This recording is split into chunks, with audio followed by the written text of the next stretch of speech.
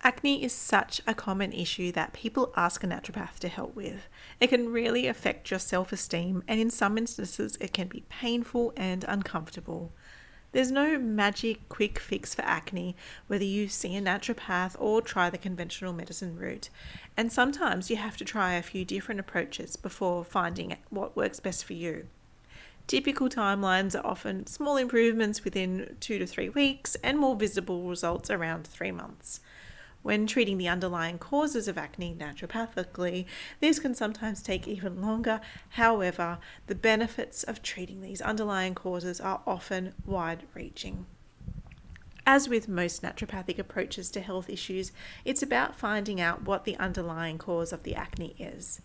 In the case of acne, it's important to consider that skin is connected to other body systems, in particular the nervous system, the endocrine system, that's your hormones, and the digestive system. Imbalances in one or more of these systems will very commonly cause skin problems. I'll talk in more detail about these systems later, how to tell whether they're the issue for you, and what you can do to help them.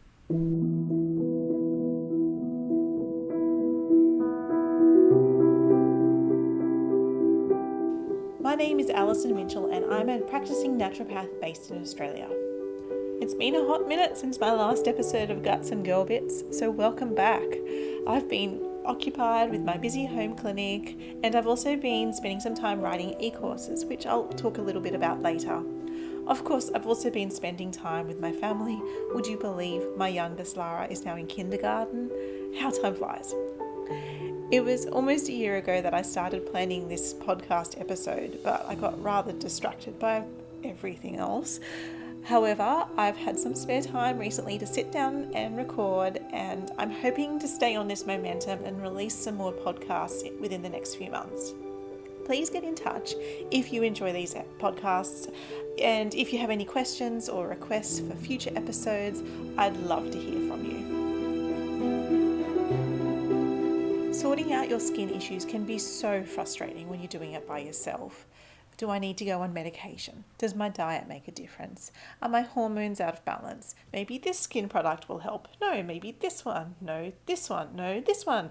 Maybe I need a skin peel. Maybe I need laser. Maybe I need to go vegan. Maybe paleo. Maybe carnivore. Do I need a detox? Rest assured, you're not alone. So many people come to me at their wits' end with their acne. Naturopathic approaches to any type of skin condition always stem from one of the core naturopathic philosophies: treat the cause. When the cause of acne may vary from person to person, that's where a naturopath's consultation questions come in handy. We delve into the different body systems like gut health, nervous system health, and hormones, and sometimes we use functional testing to get to the bottom of what's going on. I'm going to try and give you some clues about it later so that you can get a bit of an idea for yourself as what to look at for your skin conditions, and I'll also discuss some of my favourite treatment options. The first thing I'm going to talk about is something called Emunctories. When it comes to root cause medicine, the way that the body is able to eliminate waste is an important consideration for any skin concern. Naturopathic medicine is built around a set of philosophies, and one of these is the theory of Emunctories. So the term Emunctories, it's a bit of a funny word, but it refers to an organ or duct that removes or carries waste from the body. Traditional naturopaths often consider the theory of Emunctories when establishing a treatment plan. They may not use the term Emunctories. I do. I think it's fun, and as you can say, I will say it a lot because it just sounds like monkeys. But we always want our body to be eliminating waste efficiently, and that will help to minimize the burden on our elimination systems. If our eliminatory system is unable to handle the load that's placed onto it, this will cause symptoms to express. So the emunctory system exists in tiers. These tiers will prioritize the primary emunctory system first, and if that system is overloaded, it will progress on downwards. So primary emunctories, these are the main channels of elimination of the body that we want to be carrying the majority of our waste burden through. Our primary emunctories are sweat, also through our liver and intestines via passing bowel motions, through our kidneys and bladder, through urination, and through our breath. So we can support our primary emunctories by drinking adequate water, eating lots of fiber, and supporting our gut microbiome, and through using breathing exercises, sweating through exercise, or the use of saunas. Secondary emunctories include the skin and the mucous membranes of the urogenital tract, the respiratory tract, and the digestive system. So if our primary emunctories are overloaded or aren't working effectively, the toxins that will get excreted then through the secondary emunctories. This often shows itself as skin conditions, phlegm, or mucousy, usually mucousy, diarrhea. What can commonly occur is that these symptoms that express on this level are treated with suppressants, like cortisone-based creams, decongestants, or cough suppressants. And so then if that secondary emunctory system is suppressed or it's unable to cope with the burden, symptoms might start to appear in other areas such as menstruation, our emotions, swollen lymphatic glands, fevers, or other irritations of other mucous membranes. So this goes beyond just skin health as well. We think about how suppression of illness and suppression of disease deeper within the body can contribute towards chronic health issues. So we're always wanting to look at unraveling that layer of illness and going backwards. So the order of healing goes from the inside out and top to bottom. And from inside out, we're looking at how we're going backwards in time. So you think about how symptoms have often developed over the period of time. They've gone from something that's on that surface level or something a bit sort of mild in the gut, deeper and deeper and deeper. So if we're looking at treating acne in keeping with the philosophy of emunctories, it would look like this. 1, making sure you're eliminating properly through your bowels by working on your diet and using herbal medicines that support this. 2, using herbs that are classed as depuratives. So these are herbs such as burdock and cleavers. These help to improve the elimination of those primary emunctories. 3, drinking plenty of water to support your kidney function. 4, encouraging good lymphatic flow with lymphatic drainage techniques and exercise. And 5, making sure you're getting your sweat on, so exercise or saunas. So let's talk a bit about the digestive system and how that affects acne. It's no secret that the health of your gut will impact on almost every system of the body, so of course it's going to affect your skin. There's a few ways in which it can do this. Think back to what we talked about with the concept of emunctories and how important that is. An overburdened digestive system will overburden the emunctories, leading to skin congestion and inflammation. Your skin is like a looking glass to your gut health. Gut health impacts on hormonal health. Estrogen has to be metabolized through the liver and bowels, and if that's not eliminating effectively, then estrogen doesn't get fully eliminated. Instead, it gets recycled in a more active form, and too much estrogen will have a proliferative effect on your acne. Intestinal permeability or leaky gut can cause inflammation, often via histamine excess. Histamine and inflammation will often show up as redness and acne. Histamine will also be driven up by estrogen, which is why acne may be worse at certain times in your cycle. One of the subtypes of acne, which is caused by a fungal overgrowth, which I'll go into a little bit more later, that often goes hand in hand with an altered gut microbiome as well. Gut issues are also linked to other types of skin conditions as well, such as eczema, psoriasis, and rosacea. So here's some clues that your gut might be a problem for your skin health. You experience gut symptoms like bloating, altered bowel motions, IBS type symptoms, or excessive smelly gas. You experience fungal infections such as thrush or tinea. Your acne flares up after eating certain foods, or your acne is mostly on your forehead, mouth, and cheeks, which when we do face mapping, those are correlated with the gut health. So when we're looking at improving gut health, the main things that we want to be focusing on is making sure that you're digesting your food appropriately. So that's making sure you've got good levels of digestive acids and enzymes. So that might be chewing your food more effectively, or having bitters, or potentially taking supplements and herbs that help that. We also want to ensure that you have the right balance of gut bacteria and that you are absorbing your nutrients effectively as well. So the gut bacteria might need further digging to assess that balance, but that may at a base level look like taking specific supplements of probiotics or prebiotics.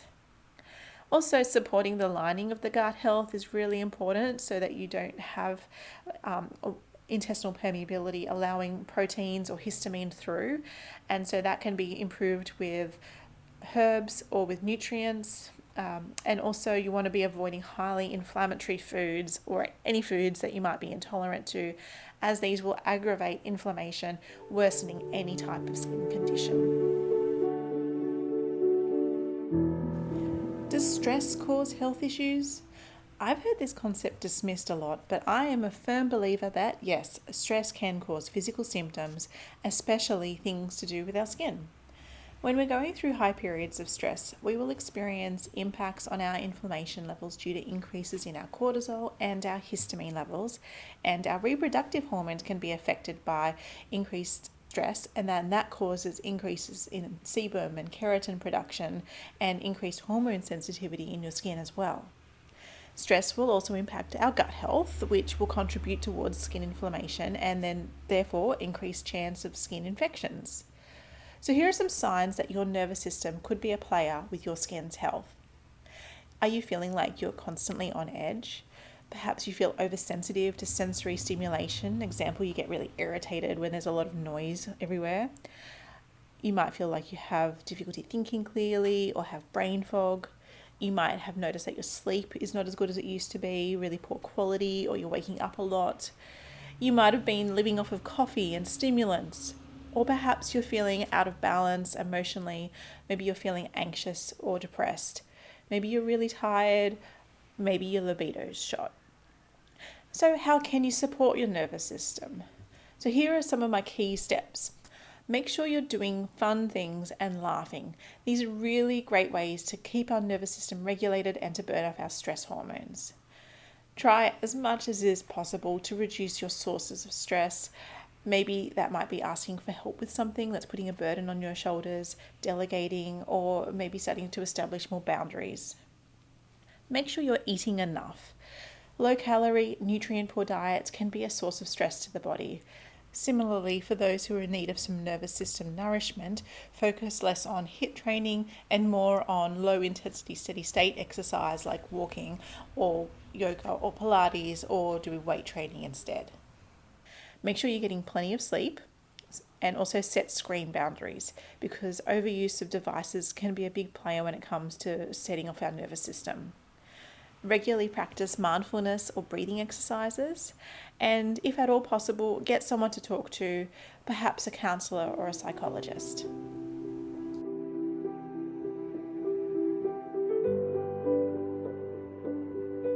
Stress can have such a big role on our health that I consider it to be one of the most important things to address.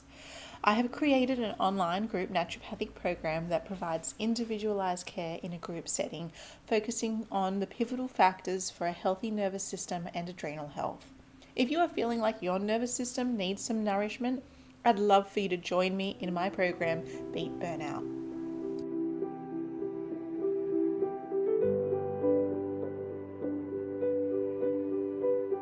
One of the most well-known hormones that cause acne is testosterone.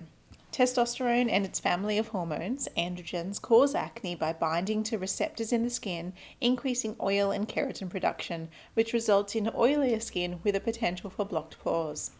The bacteria and sometimes fungi which cause inflammation in our skin loves to feed on this, so it's extra fuel for the bacteria, which means the bugs grow, triggering an immune response in the area, resulting in more acne. If you have irregular periods, hirsutism, such as excess hair growth or chin hair, or you have been diagnosed with PCOS, there's a good chance that high testosterone levels are a driver for your acne. If your acne tends to get worse around the time that you are ovulating, as well as when you're about to get your periods, then it gets better when you start your period, that's a sign that the fluctuating levels of estrogen are playing a role.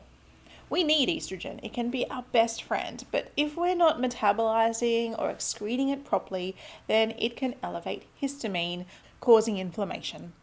Estrogen needs to get metabolized and excreted through the gut to be in a good balance, otherwise it can be too proliferative. Estrogen and histamine will work together closely. So when estrogen is at its highest, histamine will follow suit. And if you have issues with high histamine, then that can also cause estrogen to be high too. If you're not ovulating regularly or well, you may not have enough progesterone to counter estrogen, and the lack of progesterone doesn't help skin health either. We need progesterone for really nice skin. Some signs that you may have hormonal imbalance include if you have acne that worsens around ovulation or premenstrually, if your acne is located on the chin, your jawline, the back, or your chest, or if your period is irregular or painful. You may also experience PMS symptoms. You may have oilier skin than normal. You may have thicker, coarser, or more hair than is normal for your genetics. So how do you assess your hormones? Well, there are a few ways that you can get some insight. I'm a big fan of using the Dutch test, which is performed using a urine sample to measure hormone metabolites. It can give you insight into not just the overall level of your hormones, but also the quality of the metabolism of your hormones, whether they are being metabolized down the friendly or the angry pathways. Blood tests don't look at metabolites, but they are very useful to get insight into your overall hormone balance. It's vital to test on specific times in your cycle to be able to make use of these results. So you test at day 2 or 3 of your cycle, which is the second or third day of your bleed, and that will give you a baseline of your hormones at the lowest point in the cycle. On these days is when you test FSH and LH and estradiol. After you ovulate, your hormones will start to rise even further, and they'll usually peak 7 days after ovulation. So at this time, you want to do another test measuring progesterone and estradiol. This is referred to as the peak luteal time of testing. At either of these test times, you'll also want to add on some other hormonal tests, but these ones that I'm about to mention can be done at any time.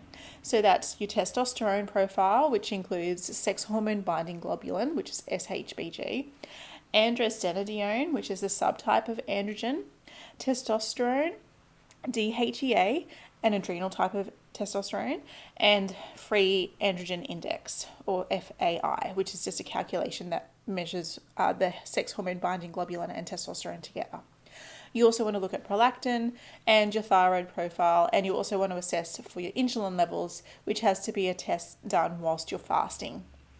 If you're on the oral contraceptive pill, then the female reproductive tests like the estrogen, progesterone, FSH, LH, and testosterones aren't going to be as reliable, but you can still test your thyroid function and insulin.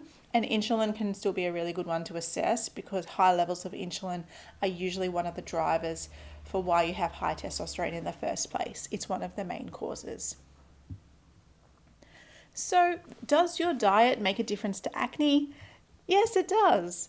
Your diet can affect your skin in different ways, but one of the big drivers of acne we know is inflammation. And then another big driver for acne as well is your hormone balance. It makes sense that if we're eating foods that are inflammatory, then that's going to make your gut health and your acne worse. Inflammatory foods might be foods that you are intolerant to, or it may be foods which are generally considered to be inflammatory.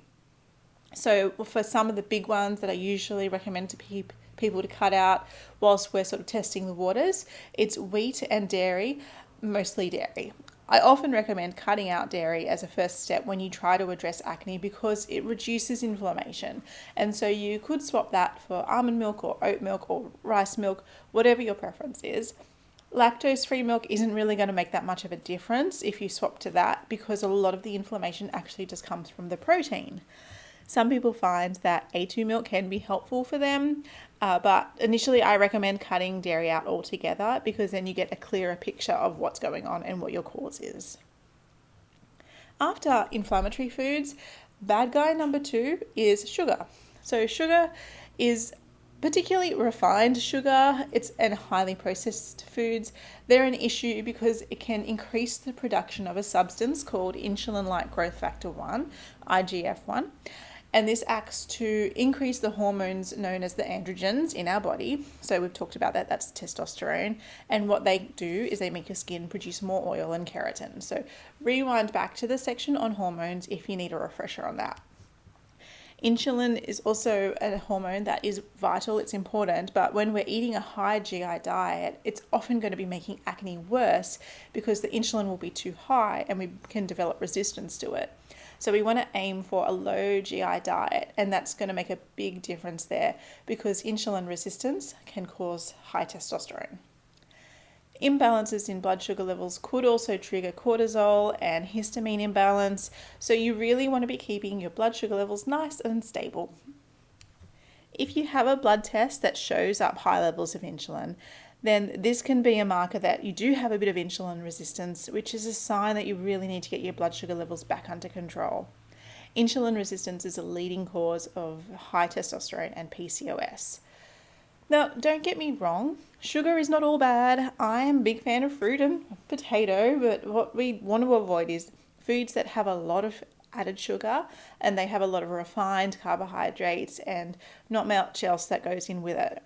And so that might look like ice creams, jams, juices, packaged foods, excessive amounts of white breads and pasta, sauces with added sugar, soft drinks, lollies, cakes, and other sweets. So the important dietary consideration as well on top of that is that you're having enough fiber and water, because one of the goals when supporting your skin health is improving elimination through the gut and supporting our emunctories. And so you want to ensure that you're getting plenty of water and fiber. Let's talk about fungal acne. So for some people, the cause of their acne is actually fungal. Some people experience a little bit of a different type of acne that can be a bit more stubborn and doesn't respond to the typical types of treatments. One of the reasons that this is so stubborn is because a lot of the skin products that are recommended for conventional acne will actually feed this fungus. So fungal acne is also known by the term Pityrosporum folliculitis, an infection with a type of yeast called Malassezia, and I'm hoping I'm saying all that correctly, and that lives in our hair follicles and eats natural oils and any oil that you happen to apply onto it. So this type of acne tends to express itself more on your forehead and may also show up on your back, chest, shoulders, along the hairline, and also up into the T-zone. So when tackling this type of acne, the treatment goals are to support your immune system, your gut microbiome, and balance your hormonal health as well. So if you suspect that you have fungal acne, you might like to try using something like an antifungal shampoo or cream, which, if it's beneficial, will give you that insight that, okay, my acne is fungal.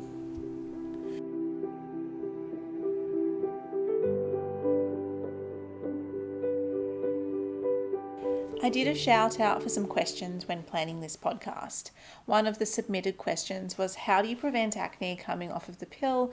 And this is such a fantastic question because it's a really common thing that people consult with me about. If you have had acne before you went on the pill, there's a pretty good chance that you're going to experience some acne when you come off the pill again. Unfortunately, taking the oral contraceptive pill doesn't always fix any underlying issues that might have caused the acne to be there in the first place.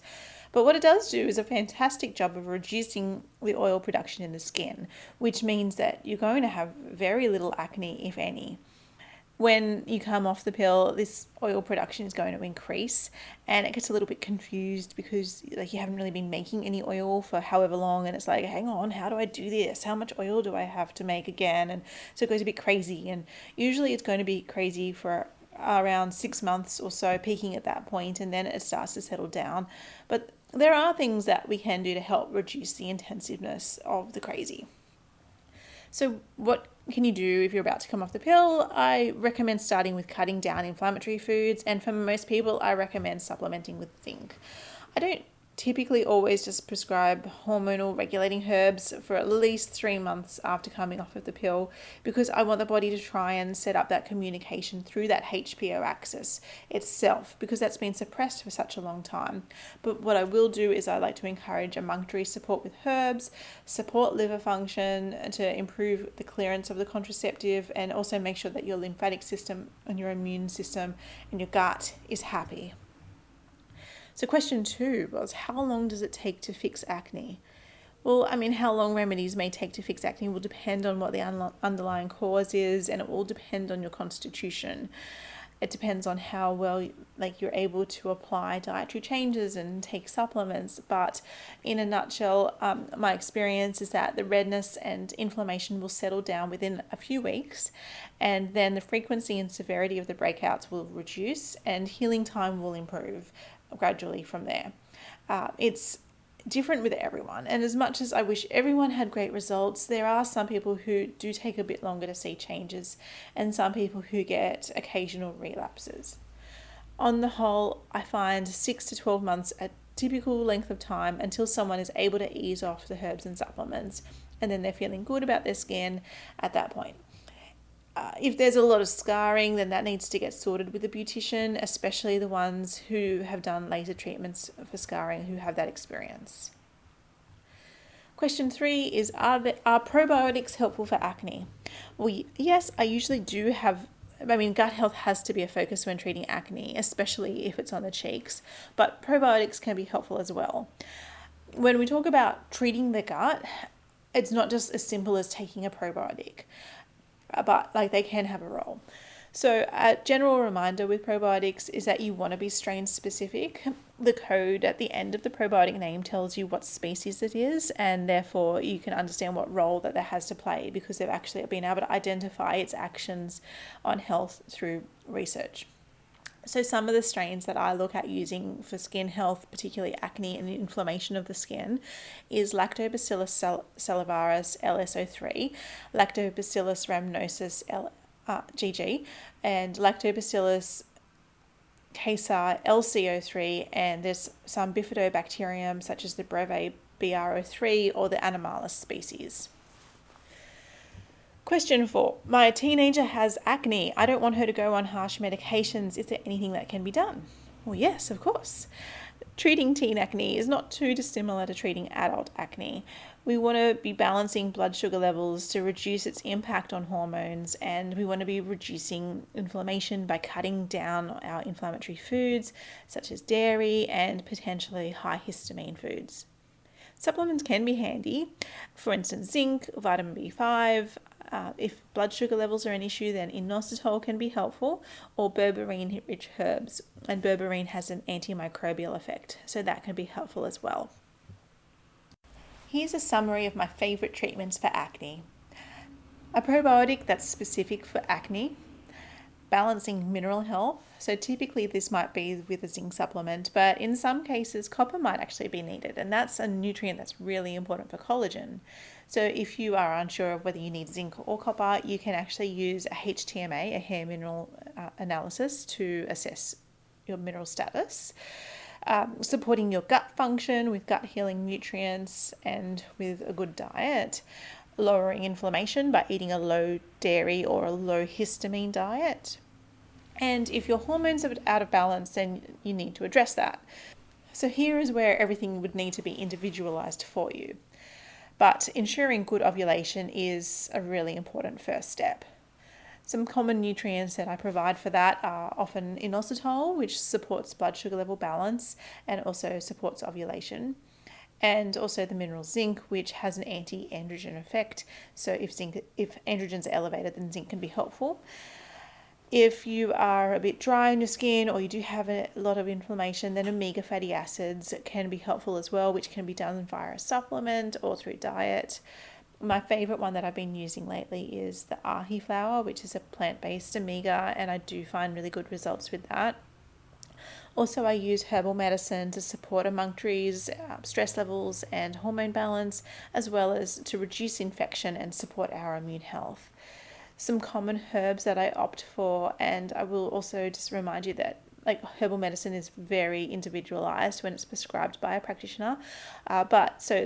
The common ones that I often go for are Coptis, which is rich in berberine, chaste tree, if it's indicated for ovulation and HPO axis communication support, Withania for stress support, and burdock, which is an emunctory support. Of course, the obvious comes in where we have to talk about skin hygiene and using appropriate skincare, but what I've covered today is more of the naturopathic approach through diet and through herbal medicine. If you're still here, thank you for listening.